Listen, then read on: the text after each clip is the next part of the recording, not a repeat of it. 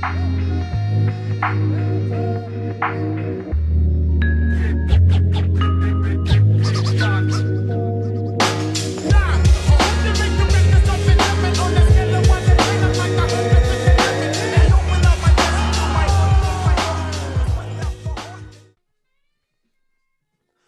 back to another episode of Combat and Kick It. It's your boy Bando, back to talk about the potential matchup between the former featherweight champion Ilya Topuria and the current lightweight champion Islam Makhachev. Let's get into it. Let's talk about it. Let's smoke.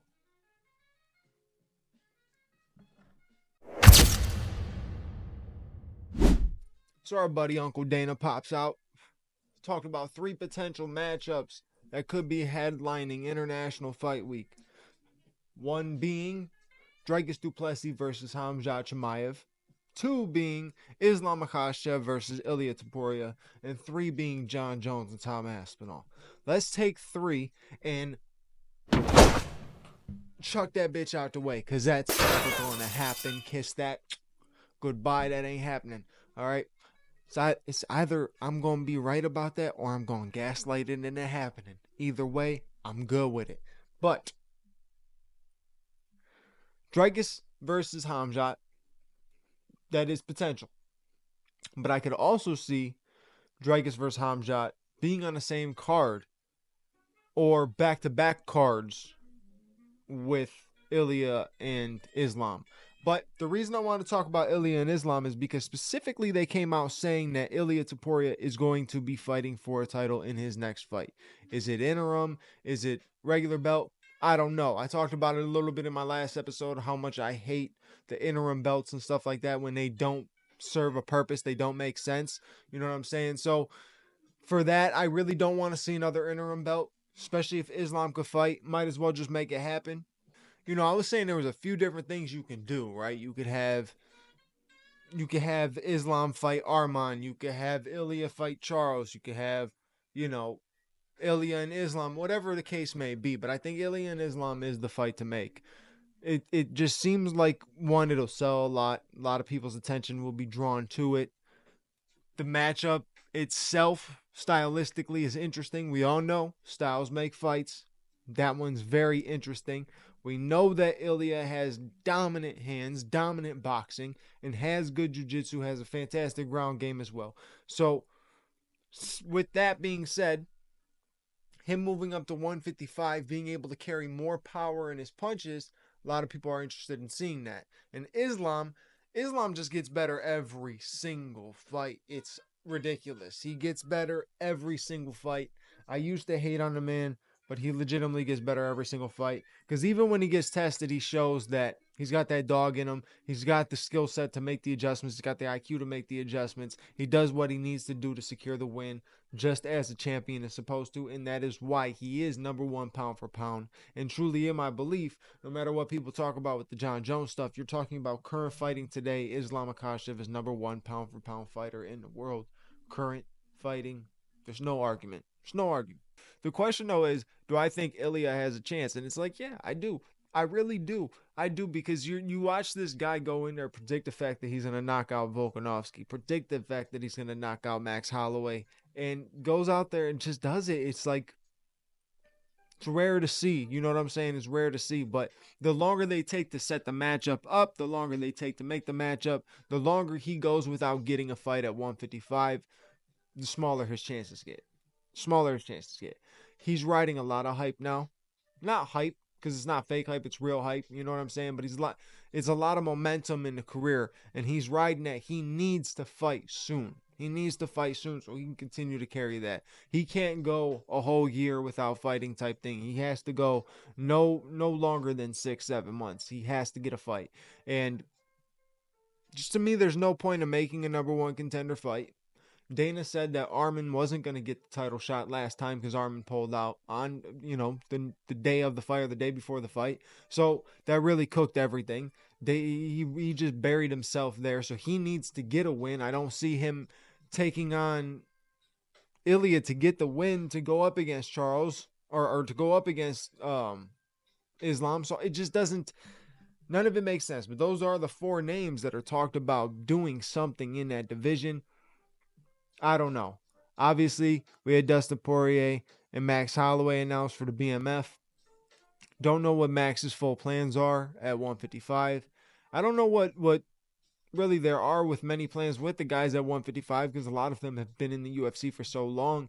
It's like, how much longer are you going to carry on with going on doing brawls, trying to get to the title shot, and then eventually losing to somebody with the skill set like Islam Makhachev? Like, it just, I don't know.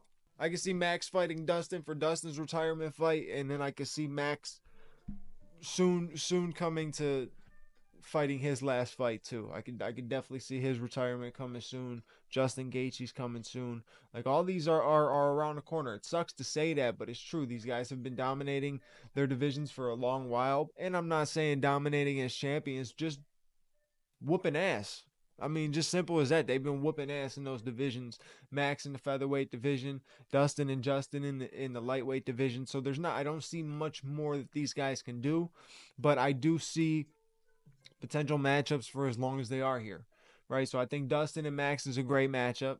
I think if you're going to talk about fighting for a belt right now, Ilya and Islam is the fight to make, in my opinion. So you could put that in International Fight Week. It doesn't have to be the main event. I know it's a massive fight, but it does not have to be the main event if you can get something bigger than that.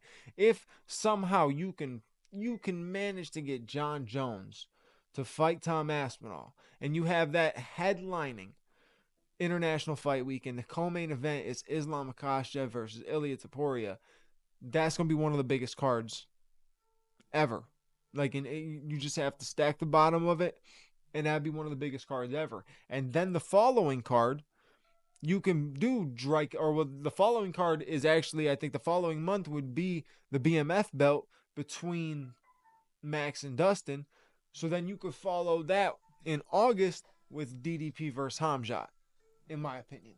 But we'll see what happens. Wanna know how I feel? I feel you make a fight night, all right, in front of a crowd, no Apex bullshit, right? Just like we had this past weekend in front of a crowd.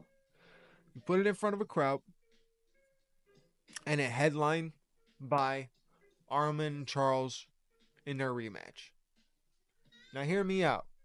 If Arman's not going to get the title shot, Charles isn't going to get the title shot. What else are they going to do? Just sit there and wait for one of them to hopefully get picked?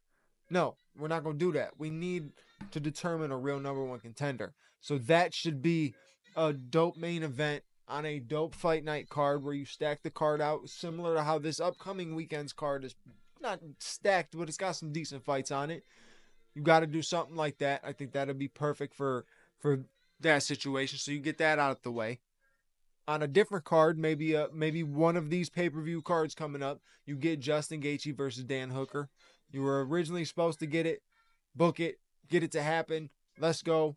Let's see war the way it was supposed to happen, because we knew that night that Justin beat Rafael Fiziev would have been a war with Dan Hooker after a full training camp and everything like that. It would have been exciting as can be. So we need that fight. So make that happen. You got Dustin and Max. We'll see what happens with that, but it's a BMF belt, so it doesn't matter a ton, and we know that once Dustin win, lose, or draw, he's done.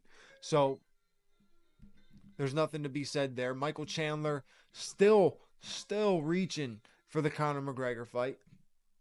Reach all you want. The man's never coming back. We have a bigger chance of getting Tom Aspinall and John Jones than we have of a Conor McGregor return. So kiss that goodbye, Michael Chandler. If you want to keep chasing that, focus on that, you're going to continue to lose the fights that you get put in by focusing on the fight that does not matter, that is non-existent, that is never going to come back into your realm because you can't get a win. Simple as that. You got Fiziev versus Bahamondes. Beautiful. Beautiful lightweight matchup. Really pushing Bahamondes. So if he can get past Rafael Fiziev, that's saying some stuff right there. That is really speaking some high praise to how good that kid can be. So we'll see what happens, but that's a good matchup. Paddy beating Michael Chandler puts him up there in discussion to start fighting some guys in the top 5. Who is the guy that he would fight? Who is the guy that he can face off with and make an exciting fight? Let's see. The other fight you could do for International Fight Week or somewhere on one of those International Fight Week cards, by the way, I just thought of this. I know this is going off topic. But you could do Alex and Magomed Ankalaev. That's also a possibility. But let's see. In the top five. No, so everybody in the top five would already be set to have a fight. I think you got Joel Alvarez is going up against Benoit Saint Denis. So you got 15 going against 13, right? You got Fiziev going up against unranked Bahamondes. You got unranked Mauricio Rufy going up against ninth ranked Benil Dariush. There's only one fight to make. It's Paddy Pimblett and Money Moicano. Simple as that. You make that happen. You put that opening a dope ass main card. There you go. Another option for International Fight Week to put on that card. If you're trying to stack that card, that could open one of the cards, or that could open one of the summer cards. June, July, August. One of those. Paddy took like no damage in the Michael Chandler fight overall. So Michael Chandler looked probably in his worst UFC performance was that overall. I mean, Paddy was good. He can definitely turn around and get another fight. Money Moicano is the way to go. Money Moicano is the way to go. Paddy is ranked 8th now, so he is already in the top 10. And Moicano is ranked 10. The only other option is Mateusz Gamrot. No one's going to care to see Paddy versus Mateusz. For being real. No one's going to care to see Paddy versus Mateusz. I think Michael Chandler, if he's going to fight somebody, it needs to be Grant Dawson next. Unless you have Mateusz fight Grant Dawson. But he's a potential threat in that division. So he's going to climb up quick if he gets somebody up there within the top, top 8 to 13. Lightweight division stacked. Always will be stacked. Forever will be stacked. There's fighters that are unranked that are looking so dangerous. The kid Daniel Zellhuber is he's special. Obviously Joel Alvarez is ranked 15. He's special. That man Esteban Ribovics, savage, put on exciting fights. I was going to say Terrence McKinney, but Terrence McKinney just does not know how to show up sometimes. Sometimes he shows up flawlessly, phenomenal, looks amazing. Sometimes he goes out there and gets smoked. Let's see. Let's look at the best unranked fighter in the lightweight division. You got Bahamondes, Faraz Zaham, Ludovic Klein. Man, you remember when Nasrat was potential? He was potentially going to be a threat in the division. That faded. Mauricio Rufy, obviously looking like a big threat. Manuel Torres is pretty good too. That's another good name on there.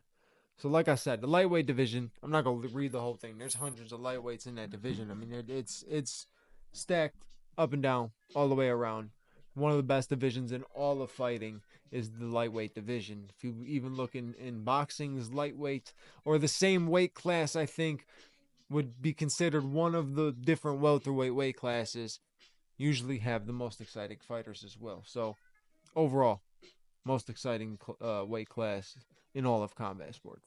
Damn, so the overall summary: Ilia Topuria, Islam Makhachev, make it happen. That's it for this episode. You already know what to do. Like, comment, subscribe, bell notification. I'll catch you on the next episode. Your boy Bano's out. Peace.